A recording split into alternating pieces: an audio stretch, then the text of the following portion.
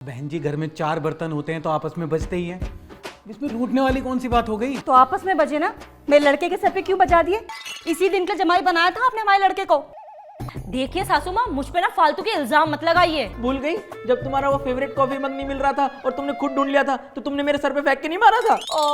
बहुत तेज लग गई ना, मर तो नहीं गया कहीं? देखो भाई साहब, सबके सामने ऐसे बात कर रही है तो अपने घर में क्या ही हाल करती होगी मेरे फूल से बच्चे का। नहीं नहीं बहन जी, ऐसा बिल्कुल नहीं है। हम विशाल को जमाई नहीं बेटे की तरह रखते हैं। अरे आपका ख्याल रखने से क्या होता है पापा जी? जिसको रखना चाहिए वो तो रखती नहीं है। देखो मेरे पास इतना फालतू का टाइम नहीं है कि मैं पूरा दिन ऑफिस में दिमाग खपाऊं और उसके बाद आके तुम्हारे साथ रोमांस करूं। शादी के बाद गए तो थे गोवा, अब जिंदगी भर यही थोड़ी ना चलेगा। बेटा पैसा ही सब कुछ नहीं होता जिंदगी में।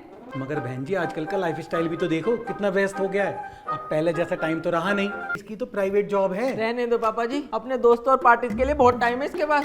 1 साल हो गए, आज तक एक मूवी तक नहीं देखी इसने मेरे साथ। लो बताओ। राम गोपाल वर्मा की मूवी देखने के लिए कह रहा था, वो भी कॉर्नर वाली सीट लेकर के। अब पूरे थिएटर में हम दोनों अकेले कॉर्नर की सीट पे बैठे तो एकदम चुप। बेवकूफ नहीं लगते? भाई साहब ये सिखाया आपने अपनी लड़की को? मेरे बेटे की जिंदगी बर्बाद करने के लिए शादी कर दी बस। अरे बहन जी हमने तो महंगे कॉलेज में एडमिशन कराया था इसका, तभी तो इतनी बड़ी कंपनी में मैनेजर है। शादी तो इससे मैंने जो नहीं रही है। मम्मी 2 साल हो गए हमारी शादी को, अब तक इनका खट्टा खाने का मन नहीं किया है।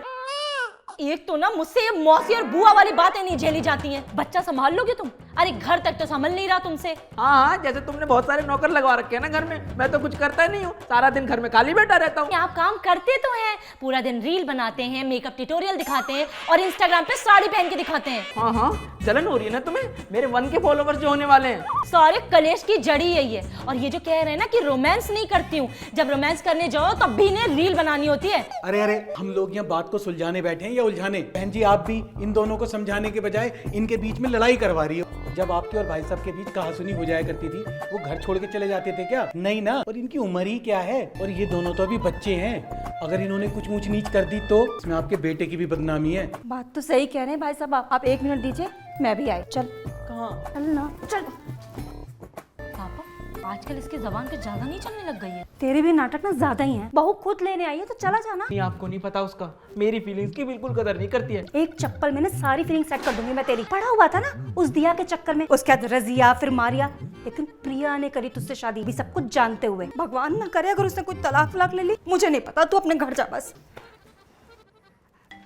बेटा मैंने ये सब समझा दिया है, शिकायत का कोई मौका नहीं देगा। लेकिन बेटा तुम भी अपना पत्नी धर्म। बहन जी मैंने भी प्रिया को अच्छी तरह समझा दिया है। विशाल को पूरा समय दिया करेगी। एक दूसरे के गले मिलो और मनमुटाव दूर करो।